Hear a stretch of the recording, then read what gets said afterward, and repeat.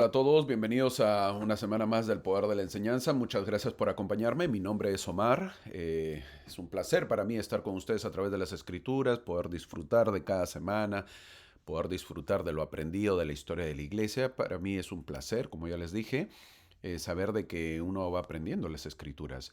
Cada semana uno adquiere nuevo conocimiento, fortalece su fe, su espíritu también lo fortalece y de esa manera vamos conociendo lo que hicieron los pioneros en este libro que estamos estudiando, que es Doctrina y Convenios. El objetivo, como siempre, no solamente es brindarle información y saber y aprender nada más, sino poderles brindar algunas alternativas para que puedan enseñar lo aprendido, puedan fortalecer su fe y enseñar lo aprendido, obviamente, a los demás y todos podamos edificarnos en venir a Cristo, que ese es el objetivo, ¿verdad? Poder disfrutar una clase, poder aprender y poder salir fortalecidos con nuestra fe y que obviamente podamos adorar más a Cristo, que ese es el objetivo. Así que bienvenidos a empezar esta clase. Estamos estudiando Doctrina y Convenios, como saben, que es un libro de la iglesia. Nos corresponde ya, estamos en la penúltima semana, que es del 17 de noviembre al 23 de noviembre de este año, 2025. Como saben, estamos estudiando el manual Ven, sígueme de la Iglesia de Jesucristo de los Santos de los Últimos Días y nos corresponde lo que es el episodio 47 o la semana 47. Ya estamos a puertas de terminar el año.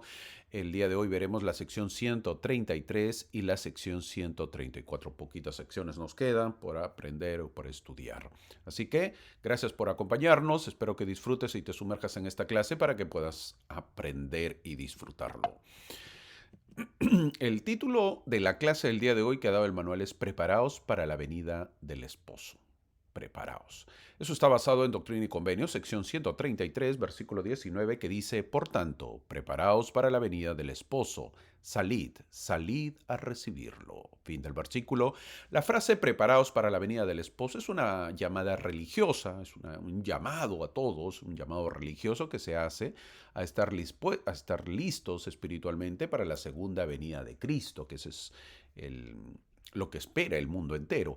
Significa pues mantenerse firme en la fe, orar, estudiar las escrituras y vivir de acuerdo con los principios del Evangelio. Obviamente manteniendo las lámparas encendidas, lámparas que son símbolos de la preparación espiritual, para estar listos cuando suceda. ¿Cuándo es? Pues nadie lo sabe, pero alguien que es estudioso de las escrituras puede darse cuenta de que los acontecimientos están ocurriendo para su segunda venida. Así que eso es el título de la clase y eso veremos el día de hoy. Como les mencioné, nos acercamos al final de este libro y de la historia de la iglesia, de sus inicios, de los pioneros, porque la historia de la iglesia continúa, ¿verdad? Nosotros somos parte de la historia de la iglesia. En el año 2050 todavía pues nuestros bisnietos o tataranietos nos dirán, ¿saben qué? En el año 2025 cómo era la iglesia, los que padecieron el COVID, etcétera. Nosotros somos parte de la historia de la iglesia. La historia de la iglesia sigue. Pero obviamente todo tiene un final en el libro de Doctrina y Convenios, por la cual estamos estudiando lo que prácticamente son sus inicios y la vida del profeta José Smith. Como ya les dije, nos acercamos al final. Hoy, el día de hoy en esta clase haremos un paréntesis, es decir, no veremos la continuidad de la historia de la iglesia que estábamos viendo, sino que retrocederemos en unos años para ver dos secciones, para estudiar dos secciones, para entenderlo un poquito, para entender lo que es este libro, porque este libro tiene un inicio y tiene un final. Así que de eso se tratará esta clase. Veremos el día de hoy solamente dos secciones, que son la sección 133, que es un apéndice revelado por el Señor para el libro de Doctrina y Convenios, y la sección 134, que viene a ser como los artículos de fe, lo cual lo veremos ya, que son los gobiernos y las leyes de la tierra. Así que prepárate para poder descubrir los misterios de la clase del día de hoy. Antes de empezar, gracias por sus comentarios a todos los que se suscriben, gente de Bolivia, de Perú, de Ecuador también, de México, de Estados Unidos mismos. Muchas gracias por ello, muchas gracias por acompañarnos cada semana. Por cierto, no se olviden de visitar la página de TikTok, como ya les he mencionado, es totalmente gratuito, siempre lo hago totalmente gratis, como muchos ya lo están haciendo. La página se llama El Poder de la Enseñanza, todo junto, y les aparecerá pues Cada vez que visiten ustedes TikTok, pues les aparecerá un mensaje espiritual en su día a día, que ese es el objetivo, ¿verdad? Yo no digo que no se diviertan, que no disfruten, pero pueden visitar y de esa manera ustedes se suscriben, le dan corazoncito y pues cada vez verán un mensajito que se les aparecerá. Mensajes agradables, muy bonitos. Así que espero que lo disfruten, espero que se suscriban y si no, pues no se suscriben y no pasa nada. Como siempre digo, hay libertad para poder elegir. Así que empecemos la clase para poder disfrutarla. Antes de empezar, debemos saber, es bueno esto, saberlo y recordar que el libro de Doctrina y Convenios prácticamente es o fue hasta la clase pasada prácticamente.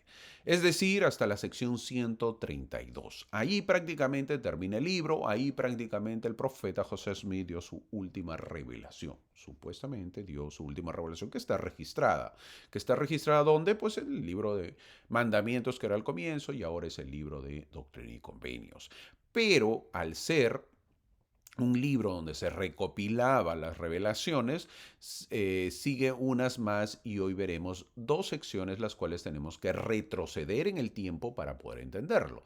Empezamos con la sección 133 que veremos el día de hoy, que tiene de nombre El apéndice revelado por el Señor para el libro de Doctrina y Convenios. Es un título para esta sección. Apéndice revelado por el Señor. ¿Para quién o para qué? ¿Para qué libro? Para este libro de Doctrina y Convenios.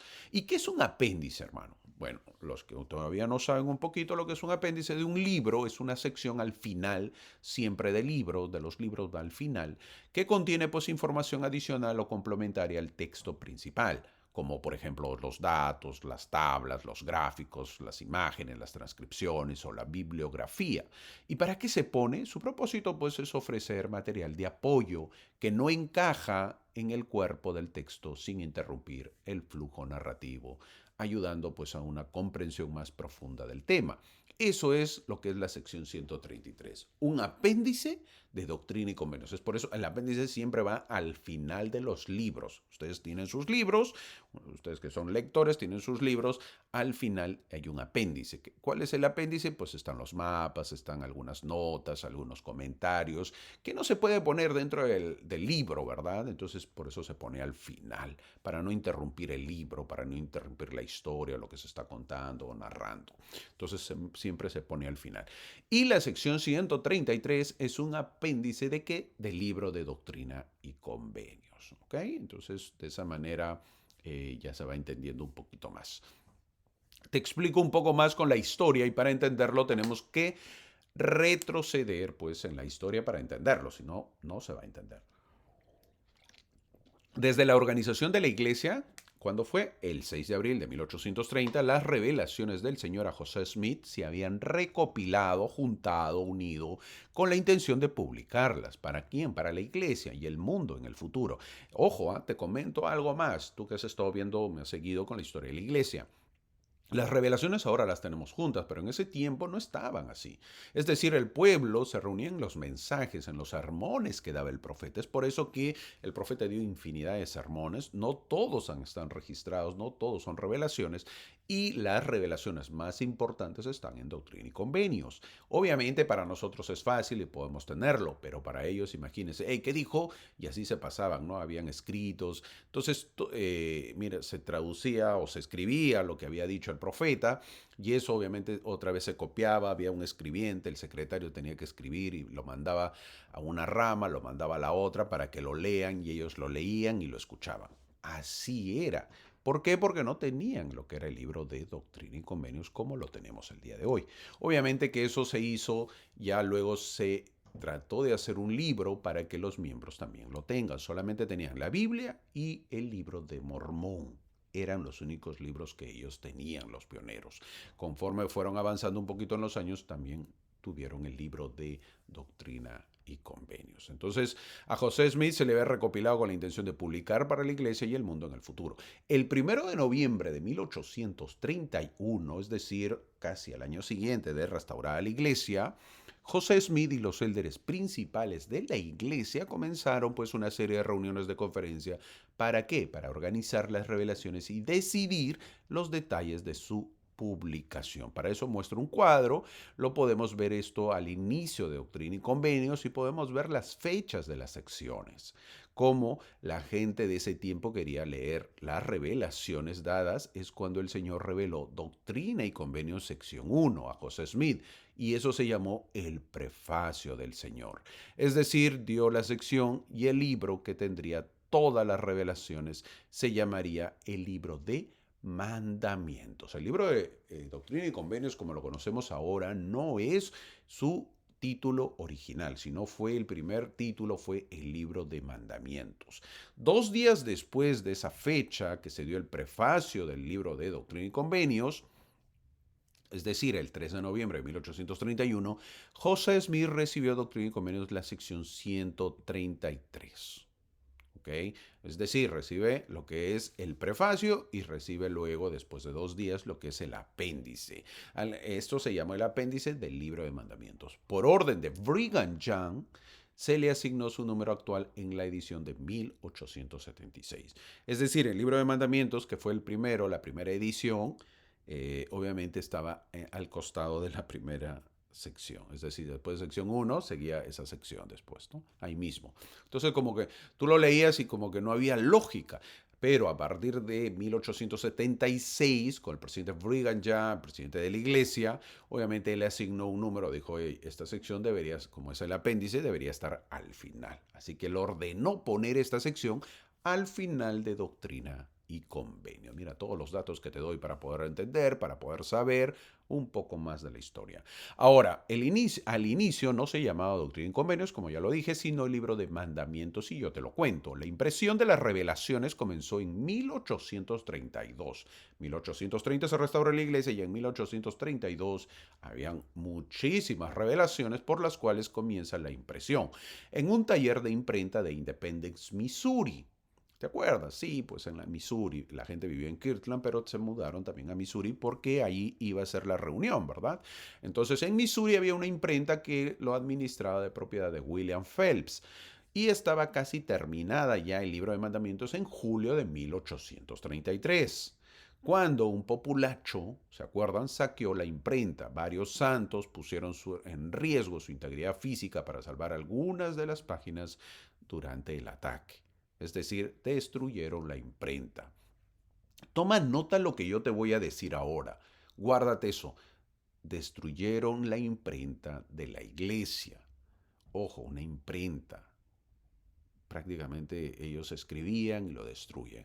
Algo similar se le va a acusar, después en las próximas clases veremos, se le va a acusar a José Smith de destruir una imprenta, con la diferencia de que a él se le acusa por haber destruido una imprenta que publica un diario, un periódico, ¿verdad? O sea, la libertad de prensa. José Smith, obviamente lo que estamos viendo en esta sección, el populacho destruye en Missouri destruye la imprenta, pero la imprenta no hacía libros, sino hacía, perdón, no hacía diarios o periódicos, sino hacía libros, y el diario o periódico lo hacía solamente para los miembros de la iglesia, no para vender, no para comercializar. ¿Ok? Espero que te acuerdes. La próxima clase, en la próxima semana, veremos de eso, y la cual ocasiona pues la muerte del profeta, el asesinato del profeta. ¿Ok? Entonces, volvemos a la historia. William Phelps pues era el encargado de hacerlo en la imprenta, y obviamente que saquearon el populacho, destruyó la imprenta y varios santos pues pusieron en riesgo y trataron de recuperar las páginas cuando fueron agredidos. Miembros de la iglesia en Missouri y en Kirtland, Ohio, encuadernaron las páginas rescatadas en varios libros incompletos. Aunque se frustró la tan anhelada edición de varios miles de ejemplares, sí se hicieron algunos, pues, ¿no? Algunos libros sí se imprimió, sí se hizo, que fue el libro de mandamientos, como se ve en la imagen. Mírame, este es un libro original, ahí está, firmado por Wilford Woodruff. Ahí está, mira cómo se veía el libro de esos entonces, de esa época. Bien rudimentario, ¿verdad? Pero así era pues la imprenta también en esos tiempos. Ahora es hermoso y bello, en papel cuché y todo, a colores, bonito. ¿Por qué? Porque pues estamos en otros tiempos, aunque ya nadie usa texto físico, ¿verdad? Muy poca gente, ya no usamos, ¿verdad? Todos ahora a través de los dispositivos es más fácil. Bueno, los tiempos van cambiando. Eso es lo que vemos ahora.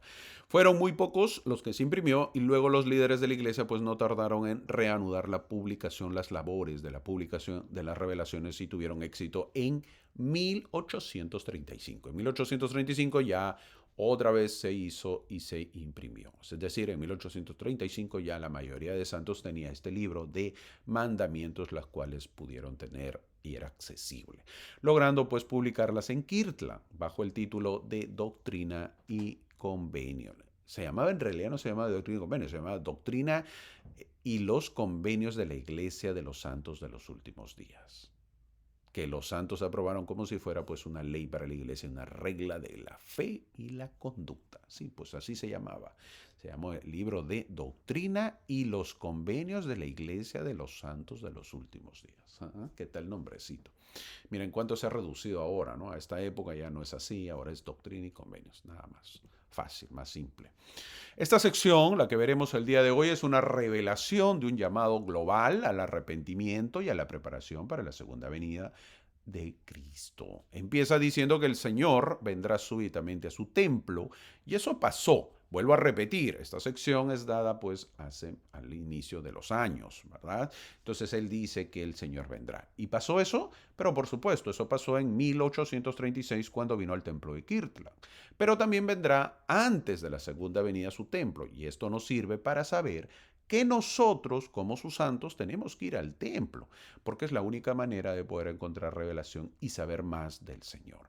Cuando venga el Señor, dice el versículo 3, lo hará ante los ojos de todas las naciones, y todos verán la salvación de su Dios. No vendrá en secreto, sino todos lo sabrán. Un santo de los últimos días debe saber esto, y no vamos a creer que venga en secreto o solo para algunos. ¿Y qué tenemos que hacer? El versículo 4 dice prepararnos, pero el versículo 5 lo dice más claro. Salid de Babilonia, sed limpios. Babilonia esclavizó a Israel, lo vimos en el Antiguo Testamento. Babilonia llegó a ser el símbolo de la esclavitud física y espiritual del pueblo de Israel, es decir, una representación del pecado, de la iniquidad, de la perversidad, del mal, y símbolo principal del mundo y de todo lo mundano. Se manda a los seguidores de Cristo salir de Babilonia y huir espiritualmente al refugio de Sión, la cual está constituida por los puros de corazón. Sed limpios los que llevan los vasos del Señor. Siempre se aconseja eso. Antiguamente los vasos son los que estaban pues en el templo, que representaban a los sacerdotes. Esto es para representar la dignidad que tienen que tener los sacerdotes de la iglesia. En el versículo 7 se habla que el Señor nos dice que nos congreguemos. Los santos tenemos que estar reunidos y lo hacemos en nuestras reuniones dominicales, en nuestras conferencias de barrio, conferencias de estaca y conferencias generales. Son formas de reunirse. Si nosotros no nos reunimos, es decir, pues no estamos al tanto de las revelaciones, no estamos al tanto de la espiritualidad. Por eso es lo importante de asistir a la iglesia, no asistir cuando yo quiera o cuando tenga necesidades, sino asistir frecuentemente. En el versículo 8 se habla de la prédica del Evangelio porque hay que enviar a los élderes a las naciones. Nuestra iglesia es misionera y tenemos que ir a todo el mundo. No te olvides, nuestra iglesia es misionera y tenemos que ir a todo el mundo. Recientemente un joven mandó sus papeles a la misión y cuando llegó su llamamiento para ver el lugar a donde lo mandarían, ustedes saben que es una tradición pues reunirse y saber el lugar a donde lo mandarán a la misión. Abrió el sobre y leyó el lugar y se le vio desanimado mientras los demás estaban felices. Interesante. Quizás este joven misionero pues no esperaba ese lugar, pero la pregunta es, ¿qué esperas tú de la misión? Hermano, yo no, ya soy papá, abuelo, y eso ya no es mi época. Muy bien, porque la mayoría que me sigue son adultos, son casados, ya personas que han pasado una edad de ir a la misión. Está muy bien, de repente no esperas mucho, pero tienes hijos, tienes nietos, tienes familias que van a ir a la misión. ¿Qué esperas de tu familiar que vaya a la misión? ¿Qué esperas? ¿Qué deseas de la misión? A veces tenemos muchas expectativas diferentes a las que se deba tener. Con tanta modernidad y diversificación queremos ir a lugares, nosotros a veces anhelamos que nuestros hijos, nuestros nietos o nuestros familiares vayan a lugares caros, a lugares del primer mundo, quizás Europa. Esto es absurdo. Un joven tiene que estar preparado para ir a predicar, por si acaso, y no ir a conocer los lugares. Esto es secundario. La misión de un joven es traer almas a Cristo y no los lugares a Cristo. O sea, yo no voy a publicitar, la iglesia no va a publicitar lugares, ¿verdad? Vamos a predicar el Evangelio a Cristo. Empecemos, enseñemos y empecemos eso a nuestros jóvenes.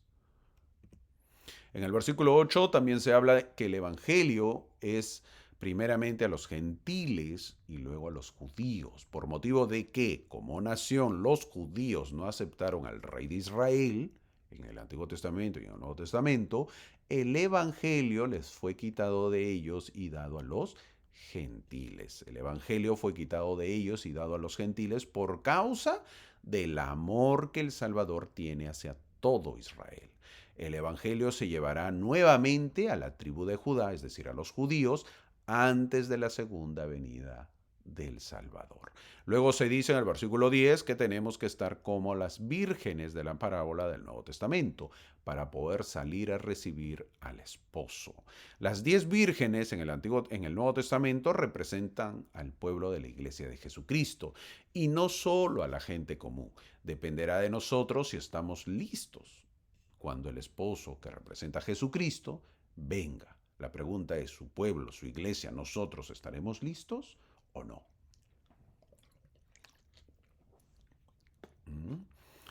No solo vendrá nosotros, las 10 vírgenes obviamente que representamos, que representa a nosotros, a la gente, a la iglesia, cuando el Jesucristo venga, debemos estar listos, debemos tener nuestras lámparas encendidas, obviamente, que son símbolos de que tenemos que estar preparados.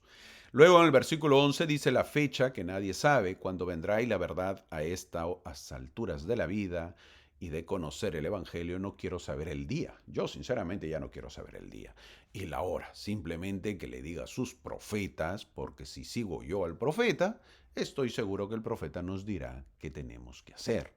Ahora, hay muchas señales que se tienen que cumplir cuando la segunda venida esté cerca. Por ejemplo, ¿qué señal? No, hermano, no diga las señales, sí, las voy a decir. ¿Qué señales? ¿Sabías que la iglesia, bueno, esto está en inglés, ¿ok? Pero dice que hay misioneros en más de 150 países. ¿Y cuántos países hay en el mundo? Ta, ta, ta, ta. Hay 193 países. ¿La iglesia en cuántos está? 150. Todavía faltan 43 países más. Es decir, todavía nos falta entrar a algunos países en el mundo. Nos falta entrar a algunos países el Evangelio. El número de misioneros, dice, esto es un informe de la iglesia, dice, el número de misioneros ha aumentado de poco más de 65,000 a finales del año 2022 a casi 72,000 a finales del 2023 y actualmente supera los 84,000 misioneros. Estos misioneros sirven en más de 60 idiomas. Ahora, la iglesia ha anunciado planes para crear 55 misiones más. ¿Y cuando empiezan estas misiones? Estos se harán efectivas a partir del 1 de julio del próximo año del 2026. Quizás tú no sepas qué indica tener una misión o crear una misión, mi amigo, pero es todo un trabajo inmenso de logística para la iglesia. Es como crear una estaca. ¿Tú te imaginas lo que dice ahí? 55 misiones más. Es muchísimo. Es una logística grande. Es como crear una estaca. Aunque crear una estaca es más fácil, todavía. Una misión indica reorganizar a todos los misioneros. A veces da pena, porque a veces dos misiones las juntan para sacar una tercera misión. Y tú que estás en tu misión, con tus compañeros, con tu presidente, te toca ir a la nueva misión, con nuevos compañeros y nuevo presidente de misión. A veces da pena eso, ¿eh? Sí. Yo no lo he pasado, no he pasado eso. Yo ya llegué cuando, por ejemplo, mi misión la habían dividido y se encontraban ahí compañeros como que nuevos, ¿no? Que yo soy de la antigua misión, ¿no? Que es interesante. Es bonito, pero a veces da pena, pues, ¿no? Aunque no se crean los misioneros, se tienen sentimientos. Parecen duros, pero hay sentimientos. También indica buscar pues una casa, por ejemplo, buscar la casa de la misión, donde va a vivir la nueva familia del presidente, porque va a llegar un nuevo presidente y su familia tienen que vivir en una casa, indica el presupuesto que se le va a asignar, cómo se manejará, por supuesto que indica mover mucho dinero, hay que ser realistas, hay mucho dinero que se mueve, obviamente, ¿de dónde? No piden, a ver, vamos a crear una misión aquí en Tamaulipas, México. ¿Verdad? Estoy poniendo un nombre. Ok, todos los de Tamaulipas, por favor, recolección, donación. No, nada. Eso se hace en silencio. Y el dinero entra, llega. Y obviamente las arcas de la iglesia pues tienen la capacidad de hacerlo. ¿Por qué? Por todas las donaciones que se hace, por la organización de la iglesia y obviamente el superávit que tiene, es decir, las cuentas en azul y no en roja, donde se tenga que pedir, a ver, hermanitos, vamos a hacer una colectividad, una reunión, vamos a hacer una actividad para recolectar. No, aquí en la iglesia no existe eso, ¿verdad? Y alegría, qué bueno, es así trabajar y ver que crece la iglesia, que tus diezmos son bien utilizados, ahí están tus diezmos, ¿verdad? ¿Quieres saber? Hermano, sí, ¿dónde están mis diezmos? Bueno, tu dólar que donas, hermano, tu diezmo. Y bienvenido sea, ¿verdad? Yo no juzgo eso. Pero a veces los que más critican son los que menos dan. Los que menos diezmamos somos los que más criticamos. Los que más diezmamos, menos criticamos. Bueno, ¿quieres saber dónde están tus diezmos? Aquí están. 55 misiones. Muchísimo dinero se va a gastar. Ahora, ¿te imaginas en una misión el gasto? Ahora, eso multiplícalo por 55, sin contar que a fines de año se estará llamando a 55 presidentes más para dirigir estas misiones. Y se tiene que capacitar, darles visa, darles pasajes, donde se hospedan. Todos esos presidentes van a venir a Estados Unidos, porque acá es la capacitación en Provo, en Utah, para que sean capacitados, se les capacita. Y hay que capacitar tiempo, almuerzo, comida. Uf, imagínense todo eso. Es un trabajo inmenso, grande. Esto se llama crecimiento. La iglesia tiene que crecer y más, mucho más. Tiene que seguir creciendo. Pero a decir verdad, todavía nos falta muchísimo. ¿Eh? Si esto a mí me parece bastante. Pero si quieres saber la verdad, esto no es nada. Todavía nos falta muchísimo. Como ya les dije, el día que se expanda más en la India, por ejemplo, esto sí será de temer. Agarrémonos. Iba a decir agárrense o agárrate, iba a decir, pero es agarrémonos todos. ¿Por qué? Porque la iglesia en la India recién tiene 15.000 miembros. Es poquito, poquísimo, es nada prácticamente. ¿Por qué? Porque en la India existen 1.400 millones de personas. ¿Te imaginas cuántas misiones se necesita para enseñar a todo ese país? 1.400 millones. Es una barbaridad lo que existe. ¿Y quién más falta? Nada menos que China. Los dos países potentes en cantidad de gente. Nuestra iglesia no puede predicar en China. ¿Te imaginas el día que se abran otros 1.400 millones más? ¿Cuántas misiones? Ahí nada más. Es decir, tenemos que seguir preparándonos. ¿Ok? Si 1.400 le sumas a 1.400 de China, le sumas a 1.400 de la India, 2.800 millones de personas. Imagínate. Y tan juntos los dos países. Es decir, ahí nomás se armarían pues infinidad de misiones. Infinidad de misiones. Y pedirían misioneros. Ojo, la pregunta es esa. ¿Tú te imaginas si mañana se abre el Evangelio, las puertas del Evangelio para predicar en China? La iglesia va a necesitar, así, de frente va a decir, hay déficit de jóvenes. No hay jóvenes para poder predicar el Evangelio en China. Nos faltaría. ¿De dónde sacaríamos? ¿Mm? Imagínense. Es un mundo. Ahora, y que se abran los dos países, China y India, y la India que se abra, no alcanzaría la iglesia, no tenemos la capacidad de jóvenes. Así que nosotros a veces pedimos, ¿no? Ay, sí, ¿cuándo se abrirá? Sí, pero ¿estamos capacitados? No, hermano, es que mi nietecito, mi hijito, mi bebé, no quiero que vaya a la misión. Bueno, así como, ¿cómo? Pues, ¿cómo? Y si vemos a los jóvenes, tenemos que apoyarlos, ¿ok? Tenemos mucho por hacer. 55 misiones se abren para la iglesia, más misioneros. Hay 84.000, ojalá, esto ya hace tiempo también. Tenemos que aumentar, tenemos que llegar a más de 100.000, 200.000, así tenemos que decir. 200,000 misioneros. ¡Wow! ¡Qué gran cantidad! Ojalá. Algún día de repente ya mis últimos días, tal vez escuche que hemos pasado los 100,000. ¿Verdad? Será todo un acontecimiento para la iglesia. Miren esta capilla, por ejemplo, llena de futuros bautizos. Miren todos. Esto es real, ¿eh? No nada que el IA, la inteligencia. No, no, mira, ahí está. Todos futuros bautizos, todo blanco. Es una foto real, es en Sierra Leona. ¿Dónde queda eso? África. Dio la bienvenida a 110 nuevos miembros. El evangelio sí que es muy activo, ¿eh? Hay que reconocerlo. Ahí hay bautizos. Hay bautizos.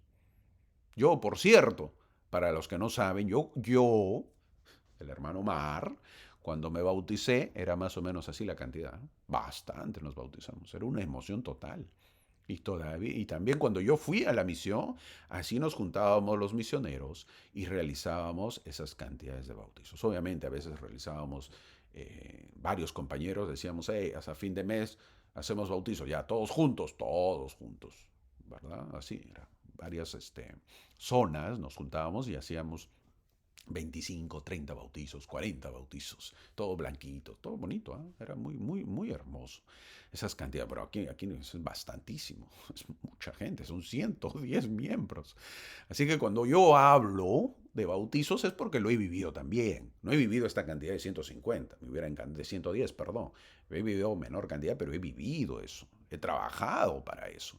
Y no solo son sueños, hermano, usted siempre critica.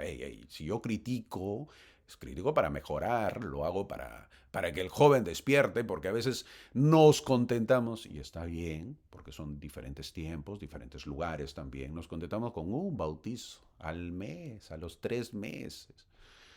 Y esto pues a veces, a uno que ha tenido otro tipo de bautismos más seguidos, obviamente que desespera, ¿verdad? Yo, por ejemplo, conocí una familia que se bautizó, eran 16. Eran padres, hermanos y nietos. Un familión. Y todos se bautizaron el mismo día. Era hermoso. Te cuento para que te animes, mi amigo. No, yo no cuento para vanagloriarme. Eso es lo de menos. Yo te cuento para que te animes en la prédica del Evangelio, mi amigo. Para que nosotros sepamos que tenemos que trabajar más. Para que nosotros sepamos que los jóvenes tienen que ponerse las pilas, tienen que trabajar, tienen que esforzarse, tienen que hacer más por la iglesia. Disfrutar la misión y saber que se puede, que el Evangelio tiene que crecer y ya, porque si no, no hay segunda venida. Así que tenemos que trabajar. Volviendo a la sección, el versículo 14 dice, salid de Babilonia. Es por eso, tenemos que salir de Babilonia, porque si estamos pensando en lugares bonitos, hermosos, que mi hijito, que mi nietecito, yo quiero que vaya, coma sus 3 comidas, tenga una buena cama y disfrute y tome fotos y me mande, pues bueno, eso no va a ser en la misión. Tenemos que salir de esa Babilonia pensante y pensar en el Evangelio, que es trabajo, esfuerzo. ¿Verdad? Miren, si en África se están bautizando, Sierra Leona queda en África, quiere decir que el campo blanco está para el África. Y la iglesia no escatima esfuerzos. ¿Ah? Muchos misioneros ya mandará al África. Entonces la pregunta es, ¿estás preparado para que tu hijo, sí, tu hijo, mi amigo, tu hija, tu hermano, tu sobrino, tu primo, tu nieto, vaya al África? Sí, hermano, yo sí. Ok, el día que vaya no te vas a sentir mal, no vas a llorar, ¿verdad? Porque si de repente pues quieres otros lugares. No, que vaya, que predique el Evangelio. Eso es la actitud. Para eso tenemos que salir de Babilonia. Babilonia representa siempre la iniquidad. Ahora, el Señor es claro, salgan de Babilonia de la iniquidad, y el versículo 15 dice, no miren atrás el que salga, así como le pasó a quién, a la esposa de Lot en el Antiguo Testamento.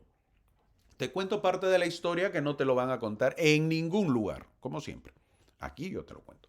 En una oportunidad, te cuento, José Smith, o Joseph Smith, dijo en Far West, Missouri, cuando estaban construyendo, hermanos, nos reunimos en esta tierra fértil para edificar Sion. Pero en lugar de eso, veo letreros y más letreros. Esto lo estoy contando tan igual como dijo el profeta José Smith, ¿eh? No estoy alterando, lo voy a repetir, porque de repente está diciendo, hermano, usted está contando. Y yo lo estoy contando, pero es lo que dijo el profeta José Smith. Dice, en una oportunidad José Smith dijo en Far West, Missouri, cuando estaban construyendo, hermanos, nos reunimos en esta tierra fértil para edificar Sion, pero en lugar de eso, veo letreros y más letreros donde se están introduciendo planes especulativos. Estas son las costumbres del mundo. Babilonia en verdad. Y les digo en el nombre del Dios de Israel que si no hay arrepentimiento y un alejamiento de tal impiedad, codicia y egoísmo, serán desmembrados y esparcidos de esta tierra escogida a los cuatro vientos del cielo. Ojo, fue duro. Fin de la cita, fin del comentario que dijo el profeta José Smith. Es que eso es lo que hacían. Llegaba, ojo, vuelvo a repetir, eso no te lo cuenta nadie, esto yo te lo cuento, porque también es parte de la historia. Llegaban a Missouri, obvio, había, pues, siempre somos así, el ser humano es así, es así, es así, es interesante el ser humano, ¿verdad? Eh, ¿Qué es lo que sucedía? Se abrió Missouri y fueron. Y ojo, oportunidad. Todos dijeron, hey, ahí hay oportunidad. Si el profeta dice que Missouri será el lugar, pues vámonos a Missouri. ¿Y qué hacían? Llegaban y compraban muchas tierras. ¿Para qué? Para luego vender a los que recién llegaban. Y obvio que ganaban, pues, por el alto precio que se vendía. ¿Eso es aprovecharse o no? ¿Tú qué hubieses hecho? Ay, hermano, yo hubiera ido y comprado también mi terreno. Claro, ese es el tema. Entonces compras, tienes la posibilidad de comprar y obviamente cuando llega, pues lo vendes y ganas. Ahí está. Ahí está el negocio. Entonces obviamente el profeta se dio cuenta de eso y les dijo, hey, eso hace Babilonia. Eso no es el objetivo. Eso no es el objetivo de venir a Missouri. ¿Qué estamos haciendo? Ya ahí pone ya su letrero. Se vende. Buenos precios, buenos planes. Venga, hermano, aquí, hable conmigo. Terrible, ¿no? Terrible. En otra ocasión se dijo, los santos comienzan edificando Sión y terminan edificando Babilonia. Y adivinen quién dijo. Nada menos que Brigham Young. Claro que con un lenguaje igual de contundente cuando los santos llegaron al valle. ¿Al valle qué? Del lago Salado. Él también dijo, ¿acaso no hemos traído a Babilonia con nosotros? Mire, eso dijo Brigham Young, ¿eh? ¿Acaso no estamos promoviendo Babilonia aquí entre nosotros? ¿Acaso no estamos fomentando el espíritu de Babilonia que ahora se extiende por toda la faz de la tierra? Me hago esta pregunta y respondo, sí, sí, tenemos demasiada Babilonia entre nosotros.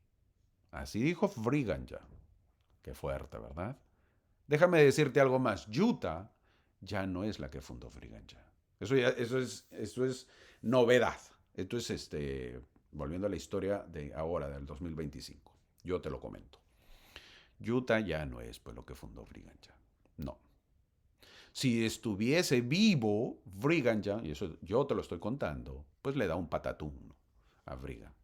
Al ver que su querida Utah, el día de hoy, ya no es lo que era antes. ¿Y por qué no es la misma? Fácil, porque Babilonia ha entrado. Hermano, no diga eso. ¿Cómo va a decir eso? ¿Qué quieres que te diga? Hermano, usted está envidioso seguro porque no vive en Utah. No, no vivo en Utah, yo vivo en Houston. Texas está lejos, pero no hay necesidad de vivir para darse cuenta. No hay necesidad de vivir para darse cuenta. La estadística, la historia lo dice. Ahora, Utah es totalmente diferente. Babilonia ha entrado en Utah. ¿Por qué? Porque Babilonia cuesta difícil dejarla. Ahora hago mención que no es por los miembros, el problema en general, sino que el mundo va cambiando. En su comienzo todos eran miembros de la iglesia, pero en Utah ha crecido mucho y ahora los miembros solamente dicen, la última encuesta que dijeron es menos del 50%, aunque yo todavía tengo algo oficial que es un 60% son miembros de la iglesia. Es decir, casi un poquito más de la mitad. Y el resto viene de costumbres diferentes. La mayoría emigra a Utah, sí, porque Utah es bonito, porque obviamente es un lugar agradable. Entonces, emigra, claro. Pero ya la mayoría no son miembros. Ahora, según la encuesta dice, muchos dicen que no pertenecen a ninguna religión. Entonces, como que ocultan, ¿no? No ocultan que son miembros de la iglesia. Entonces, obviamente no se puede contar. ¿No? Se mantienen como que le preguntan, ¿usted a qué religión? No, ahí nomás. No, no contesto entonces, pero sí son miembros de la iglesia. Pero ha bajado, ha disminuido. Ahora, ¿y si eres miembro de la iglesia, por qué te avergüenza decirlo? Ese es otro tema. Ahora, si tú te das cuenta, nosotros, ese es otro tema de la estadística de la iglesia, en nuestro barrio, ¿cuántos hay? 300 miembros. ¿Cuántos existen? 40%. Ojo, esto es normal en cada barrio. ¿Cuántos asisten? 80, 100. Existen 300, el 40%, ¿cuánto es esa cantidad? 120, 80, 90. Y estamos felices, contentos. Y todos los inactivos que hay. Ahora, esos se consideran miembros. Todavía está contado, pero realmente pues van 100. De los 300 van 100, o sea, la tercera parte. Es decir, que en Utah también debe estar en la tercera parte. Eso quiere decir que baja un 30%. ¿Tú te imaginas eso? Babilonia está entrando. No lo digo yo, lo dice la estadística. En nuestro barrio ha entrado. Así que no te sientas tanto, ay, Utah, en mi barrio no. En tu barrio también está, mi amigo. En tu barrio también está. ¿Ok? Entonces hay que tener cuidado. ¿Por qué? Porque así es. Ha bajado la asistencia. Supuestamente te estás sintiendo bien porque no vives en Utah, pero todos tenemos dificultades y pongo yo otro ejemplo. ¿Te has dado cuenta que en los días festivos, por ejemplo, días festivos que se vienen, las reuniones baja la asistencia? ¿Te has dado cuenta? Es decir, el Día de la Madre, el segundo domingo, bueno, depende de en tu país, el día que se celebra el Día de la Madre, poca gente va a la iglesia. En Navidad, tampoco van a la iglesia. ¿A qué se debe? ¿Te has hecho esa pregunta? La excusa que dan siempre es que viene la familia de otros lugares, hermano. Y yo te hago la pregunta. Y, a ver, respóndeme. ¿Cuál es el problema que vengan a visitarme? ¿Por qué no los llevo a la iglesia? ¿O es que ellos me llevan a Babilonia? Tú decides, mi amigo. Tú decides, mi hermano, mi hermana. ¿Verdad que nos falta mejorar a todos? No se puede vivir en Sion, como alguien dijo, y mantener una casa de verano en Babilonia. Ay, hermano, es que ese día salimos con la familia. ¿A dónde sales? Si es domingo. ¿Mm? Es que es el único día que veo a mi mamá. ¿Y por qué no lo llevas a la iglesia? ¿O no quieres la salvación para tu mamá? Estoy suponiendo que no es miembro de la iglesia. Está bien, pero llévalo a la iglesia. ¿O no? ¿O te da vergüenza? En el versículo 18, preguntas para responder, ¿eh?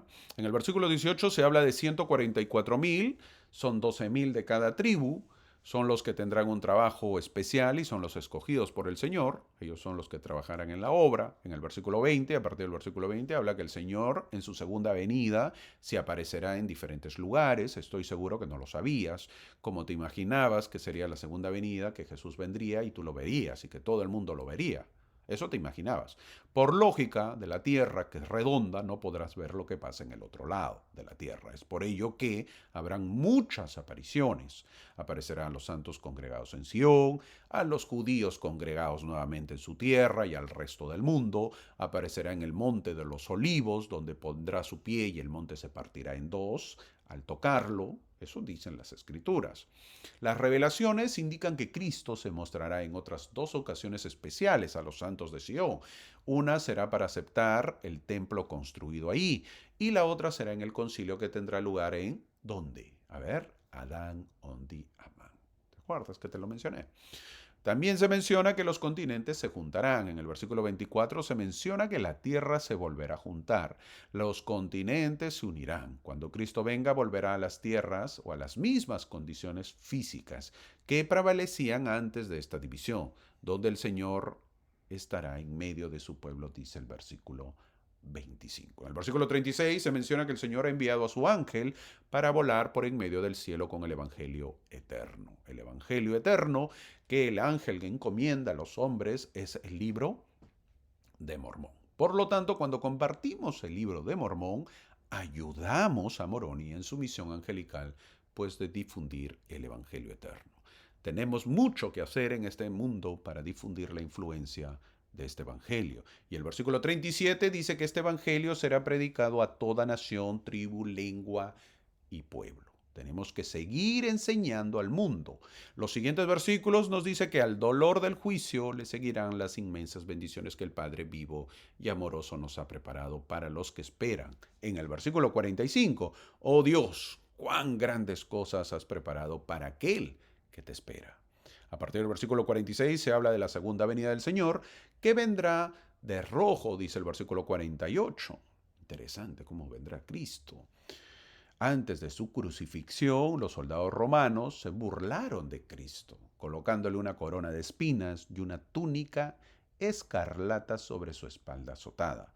Le pusieron una caña en la mano a modo de cetro real, le escupieron en la cara y se mofaron o burlaron de él, dice Mateo capítulo 27. El maestro soportó los insultos sin represalias. Ahora, cuando Cristo venga con poder y gloria, vendrá con un atuendo rojo que nos lo recuerde. Cuando el Señor venga por segunda vez, lo hará en la plenitud de su gloria. El versículo 50 es muy duro lo que se oirá en el cielo.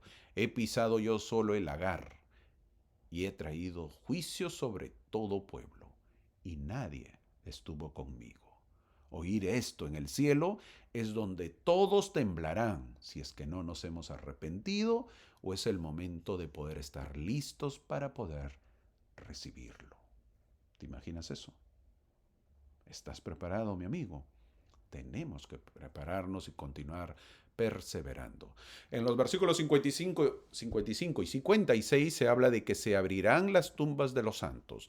Los justos que han dormido junto con muchos de que no habrán muerto serán arrebatados para recibir al Señor. Entonces los cielos se abrirán como un pergamino. Obviamente, muchos espíritus del mundo de los espíritus vendrán y resucitarán. A todos los justos que aún no han resucitado de sus tumbas y aparecerán en las nubes del cielo con el Salvador. Abraham estará allí, Isaac, Jacob estarán allí, todos los profetas y muchos santos que todavía no han resucitado lo harán y vendrán junto con el Salvador. Es decir, toda la plana mayor, es decir, todos los grandes. Todos tenemos un profeta que nos gustaría conocer, ¿verdad? Quizás del Antiguo Testamento, o quizás del Nuevo Testamento, o del Libro de Mormón, o modernos profetas. Todos ellos los vas a ver venir.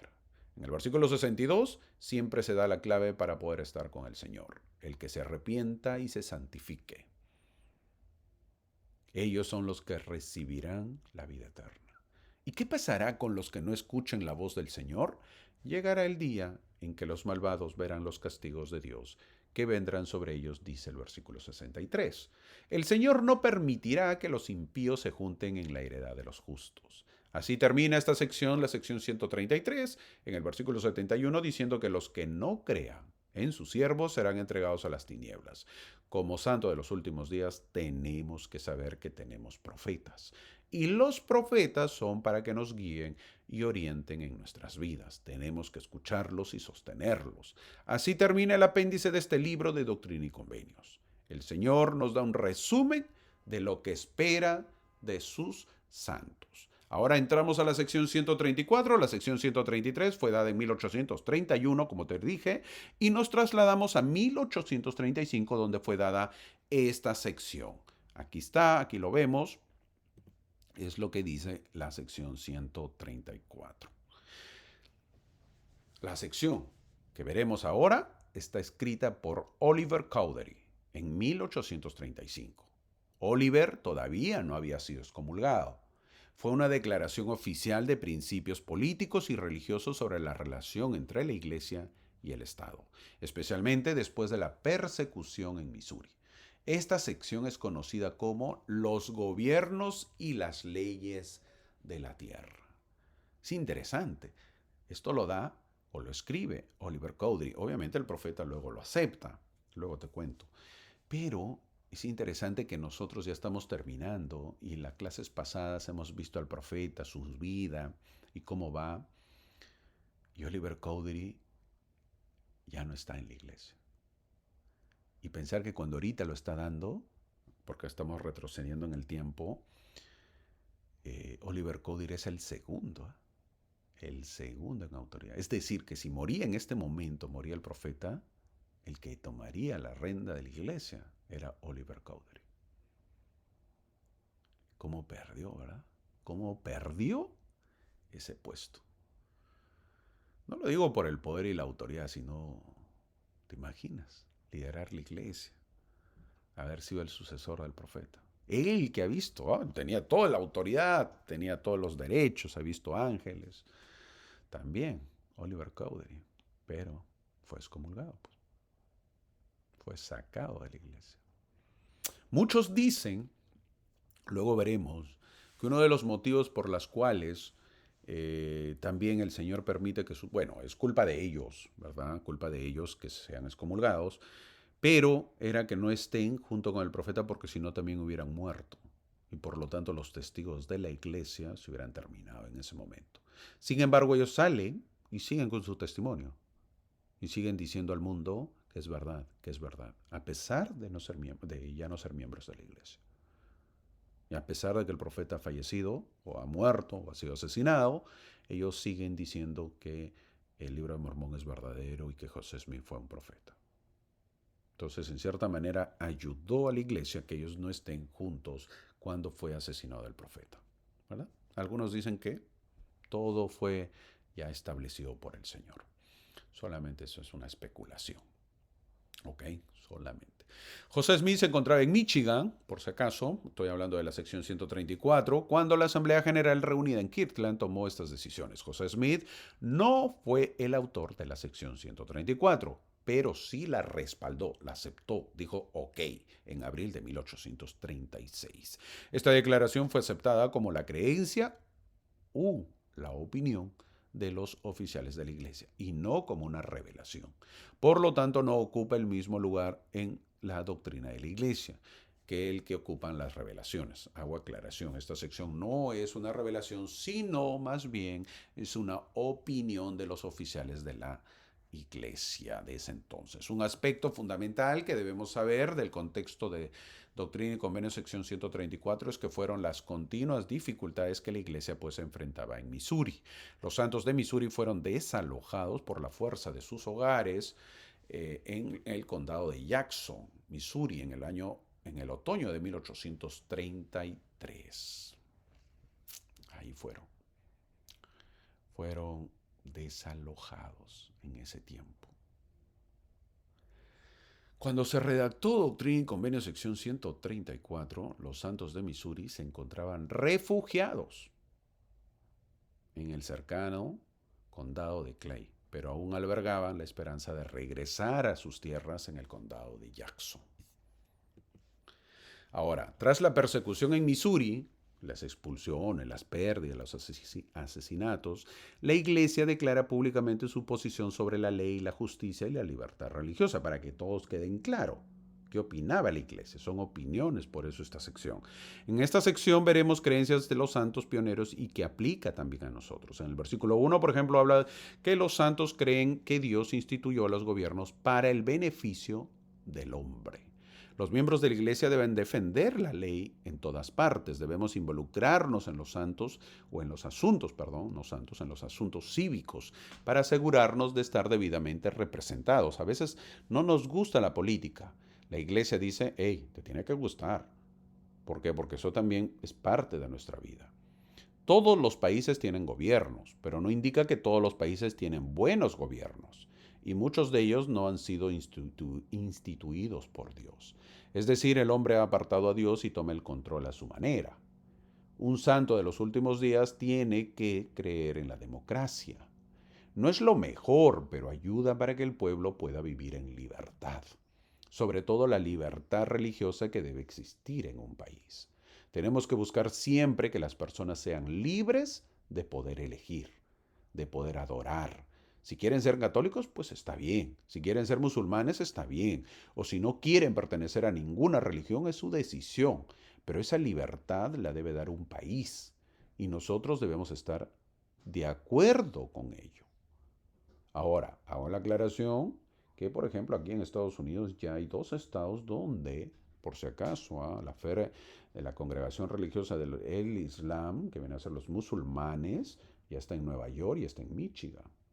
Ellos avanzan y nosotros, bueno, solamente tenemos ayuda. Nos estamos quedando, tenemos que avanzar más. Y ojo, ellos son más radicales, llegan y dan sus normas duras y estrictas. Y pobre que no se cumpla. Entonces a veces parece que el ser humano quiere eso, quiere la fuerza, quiere la dictadura. Pero no, el Señor siempre quiere que el pueblo sea libre, que elija. Nosotros como Sud tenemos que elegir a nuestros gobernantes. No podemos ser ajenos a las elecciones. Es decir, no podemos decir, bueno, no voto o no elijo porque no estoy de acuerdo con algún candidato. Tenemos que tomar conciencia y elegir y luego asumir nuestro voto. Tenemos que orar por nuestros gobernantes para que siempre puedan dar la libertad al país. En el versículo 2 se habla del libre ejercicio de la conciencia, del derecho de tener y administrar propiedades y la protección de la vida. Darle libertad, pero quitarle la propiedad a la persona, que es el fruto y el emblema de su libertad, es dejarlo esclavo a la persona. Se habla de conciencia. Todo ser inteligente debe tener la capacidad de elegir, ya sea para bien o para mal, pero la persona tiene que ser capaz de elegir. Cuando son nuestros hijos, a veces dan ganas de agarrarlos pues, de la cabeza para que entiendan que están eligiendo o escogiendo mal, pero son sus decisiones y esas decisiones al final traerán consecuencias o si toman buenas decisiones traerán resultados, pero son sus decisiones y tenemos que aceptarlas. Esto depende de las edades que tengan, por cierto. Un niño no puede tener una conciencia total de las cosas a diferencia de un adulto. También se habla de tener y administrar propiedades, algo que los santos sufrirían al salir de Kirtland y luego de Missouri y al final de Nauvoo. Todo el tiempo sufrieron por sus propiedades. Muchos santos pioneros lo perdieron todo. Y cuando digo todo, es todo. O sea, se quedaron sin nada. En el versículo 4 dice que la religión es instituida por Dios, pero no debe imponerse, nunca dominar la conciencia. Es decir, que la fe debe ser libre, nunca suprimir la libertad del alma. Somos una religión donde existe la libertad. Es por eso que muchos se inactivan. Y nosotros todavía le hablamos, los visitamos, los hermanamos y los amamos a diferencia de otras congregaciones que basta que cometan algunas faltas, lo dejan de hablar y los apartan. Obviamente que así nadie pues quiere inactivarse porque se sienten obligados. El versículo 5 dice que las personas están obligados a sostener y apoyar los gobiernos donde residen. Un santo es un ciudadano honorable, consciente de que el país que le brinda oportunidades y protección merece su apoyo y retribución, incluyendo el pago puntual de impuestos, la participación personal en su proceso político legal. Es decir, yo pertenezco a un país, pues tengo que defenderlo al país. Yo no puedo estar criticando al país que me acoge. Yo soy peruano. No voy a estar critique y critique a mi país. Pues si critico tanto al país, pues me salgo del país. Ahora, yo puedo criticar al gobernante, pero no al país. El gobernante es una cosa. Sí, yo puedo criticar a ese gobernante de repente porque no me cae, porque se eligió mal, porque cometí el error de elegirlo. Entonces tengo que asumir mi consecuencia de mi voto, de mi elección. Sí, pero sí, yo no puedo estar criticando al país donde me veo nacer y estar, no, que este país nunca cambia, que todo. Entonces, ¿qué hago en ese país donde yo nací? ¿Y a dónde te vas a ir? ¿Te migras a otro país y vas a seguir reclamando al país donde te acoge? Vas a seguir, no, que este país, entonces, ¿qué haces en ese país? Retírate. Pero tenemos que ser consecuentes. Nosotros tenemos que tomar acción de tal manera que un santo sea un ciudadano honorable, consciente que el país que le brinda oportunidades y protección merece su apoyo. ¿Ok? Merece. Tenemos que apoyar. En el versículo 6 vemos que el Señor nos guía para que busquemos hombres buenos y grandes y para que oremos por ellos y los apoyemos, de modo que las leyes que se promulguen para nuestro gobierno sean pues de su agrado. El versículo 7 menciona que deben existir el libro ejercicio de su creencia religiosa. El versículo 10 dice que delitos civiles deben ser castigados por las leyes civiles, no por las iglesias. Asimismo, las iglesias tienen que disciplinar a sus miembros por los pecados cometidos. Nosotros creemos en la disciplina que pueden ejercer las autoridades de la iglesia con respecto a los miembros. Ya nosotros hemos hablado que en la iglesia se llama consejo de membresía, donde los líderes se reúnen para poder juzgar a un hermano que ha cometido pecados, no delitos, pecados. Y si ha cometido un pecado y también delito, por lo tanto, tiene que ser entregado a la justicia. Es lo correcto. ¿Por qué? Porque nosotros defendemos al país en el cual está. Ejemplo, vamos a poner porque de repente no se entiende. ¿Qué pasaría si en nuestra casa, bueno, en nuestra casa no, en nuestra iglesia hay un violador? Ese violador ha cometido delito y ha cometido pecado. Ya lo he mencionado en clases pasadas que no siempre un delito es un pecado y no siempre un pecado es un delito para nosotros, miembros de la iglesia. Pero la violación, vamos a suponer en este caso que esta persona ha violado, eso quiere decir que la violación es un delito. Y la violación para nosotros, aparte de delito, también es un pecado. ¿Verdad? Es el sexo, tener sexo con otra persona. No sé si es de su misma edad, de repente, porque se puede violar a alguien de la misma edad, que no está de acuerdo a su consentimiento, o si es un menor de edad, peor todavía, es pedofilia.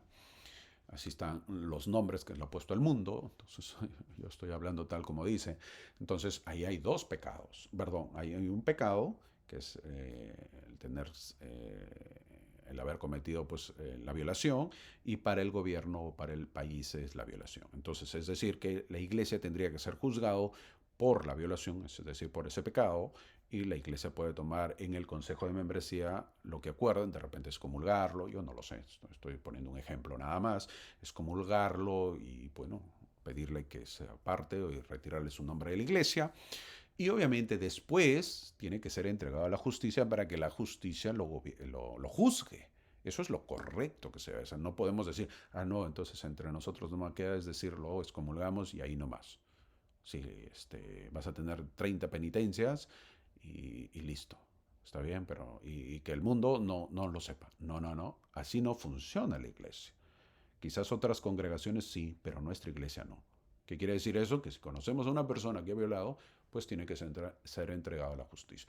Y hermano, pero es mi vecino, es mi conocido. Y ya cometió un delito. Y el delito tiene que pagarse.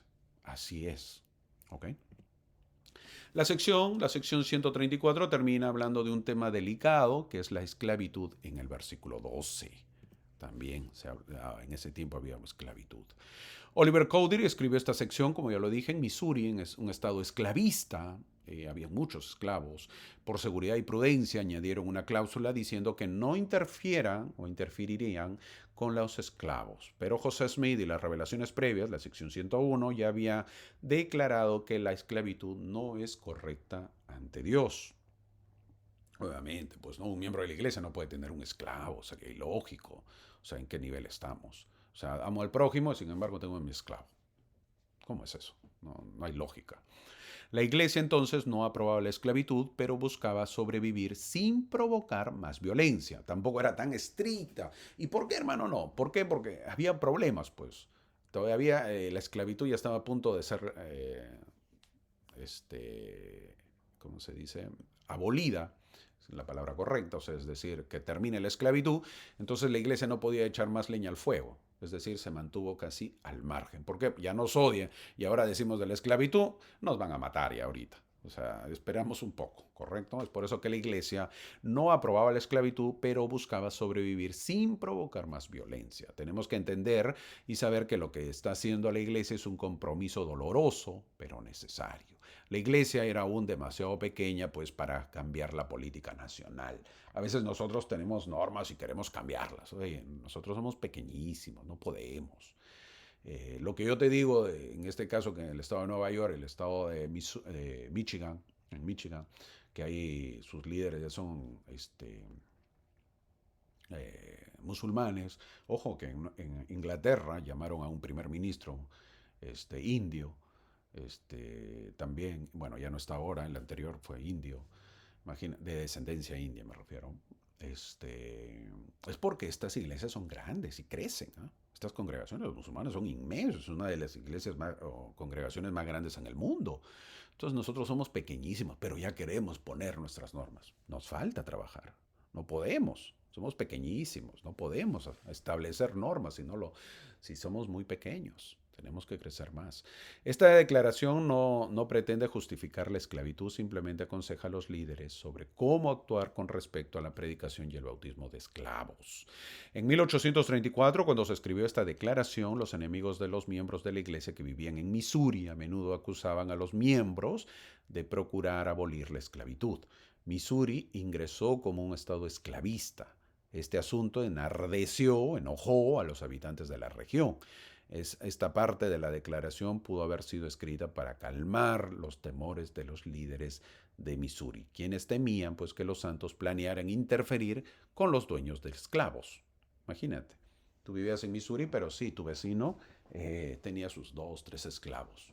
Y te decían, hey, tranquilo, no, y ni siquiera estés en contra, pues me malogras a mí el negocio. Imagínate. Eso era terrible, ¿verdad? O sea, ¿cómo hacer? Qué hacer en ese entonces. Y nuestra iglesia pues era pequeña. No puedes tener una decisión de voto. No es que seas cobarde, sino que hay que ser realista. ¿Cómo me voy a enfrentar a eso si todavía no soy grande para poder dar una norma? Entonces, para eso tratar de evitar. Así termina esta sección 134. Aprendemos que la sección 134 es un manifiesto ético y político que enseña cómo vivir como santos en un mundo imperfecto. Las secciones que vivimos hoy, que vimos el día de hoy, enseñan cómo prepararse espiritualmente para la venida de Cristo y cómo vivir cristianamente dentro de la sociedad mortal hasta que Él venga. Ahí ves dos imágenes, las cuales son Emma Smith. Antes de terminar la clase pasada, se me pasó una carta de Emma Smith a su esposo Joseph Smith, al profeta José Smith, que fue escrita el 7 de marzo de 1839. Ahí lo ves a Emma Smith. Bueno, es una actriz, ¿verdad? No es las fotos originales, pero tenía sus rulitos, se llaman, ¿verdad? Al costado de sus mejillas, era la costumbre de ese entonces. Emma Hale, obviamente pierde el apellido, se llama Emma Smith. Le escribe a José Smith. ¿Quieres saber lo que le dijo? Te lo leo. Querido esposo, al tener la oportunidad de mandar esta carta con un amigo, hago el intento de escribir, más no intentaré escribir todos mis sentimientos, porque la situación en la que estás, los muros, barrotes y cerrojos, los ríos, arroyos, colinas, valles y praderas que nos separan, y la cruel injusticia que primero te arrojó en la cárcel y que aún te mantiene allí, junto con muchas otras razones, hacen que mis sentimientos no se puedan describir. Si no fuera por ser consciente de que somos inocentes y la intervención directa de la misericordia divina, estoy muy segura de que jamás podría haber sobrellevado las escenas de sufrimiento que he vivido. Pero aún estoy viva y todavía estoy dispuesta a sufrir más si es la voluntad del bondadoso cielo que lo haga por tu bien. Todos estamos bien en este momento, excepto Frederick. Frederick era su hijo, que está bastante enfermo. El pequeño Alexander, a quien tengo ahora mismo en los brazos, es uno de los mejores niños que hayas visto en tu vida. Es tan fuerte que con la ayuda de una silla corre por toda la habitación. Solo Dios conoce los pensamientos de mi mente y los sentimientos de mi corazón cuando abandoné nuestra casa y nuestro hogar y casi todas nuestras posesiones, a excepción de nuestros pequeños hijos, e inicié el viaje para salir del estado de Missouri, dejándote encerrado en esa solitaria prisión. Pero el recuerdo es más de lo que la naturaleza humana debería soportar. Tengo la esperanza de que nos aguardan mejores días. Por siempre tuya. Con amor, Emma Smith. Fin de la carta. Poderosa carta, ¿eh? Poderosa carta. José Smith estaba en la cárcel de Missouri cuando el pueblo de Missouri fue sacado a Nauvoo. ¿Ok? Por si acaso, en ese momento se dio esta carta. ¿Mm? Tengo la esperanza de que nos aguardan mejores días, le dice. Por siempre tuya, le dice, con amor, Emma Smith. Entonces, ojo, esto se da ya cuando se vivía la ley de la poligamia o la ley del matrimonio plural. Mire cómo le dice. O sea, había amor, claro que amaba. José Smith amaba a Emma Smith también. Era viceversa el amor, ¿verdad? La clave para comprender a Emma Smith es reconocer la complejidad de su vida. Fue una mujer excepcional cuya vida estuvo marcada pues por importantes pruebas. Reconoció su papel y lo desempeñó hasta que, tras la muerte de José, pues la carga se hizo insoportable. No, tratemos de no juzgar, ¿verdad? A veces lo juzgamos a M. Smith, es complicado, pues, ¿no? Una mujer que dejó todo por el amor a una persona, en este caso a José Smith, que no sabía lo que se venía. Yo creo que si ella hubiera visto en el futuro, mira todo lo que se le viene, creo que de repente hubiera dicho, no me caso contigo. Pero sin embargo, ella lo hizo y obviamente dejó a su familia, siempre estaba pues en constante mudanza, yéndose de un lado a otro, fue sacada de Missouri, de Kirtland, y al final matan a su marido en la pobreza. Entonces ella se queda pues abandonada con hijos. Complicada situación. Así termina esta clase, mi amigo. Te la compartí esta historia porque me pareció correcto, hay un poquito de tiempo y trato de compartir algo más para que podamos aprender. Así termina esta clase, gracias por acompañarme. Espero la próxima semana para ver una clase muy, muy, muy profunda, la cual veremos pues el martirio del profeta José Smith.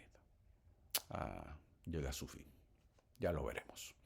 Gracias por acompañarme, te espero la próxima semana. Gracias.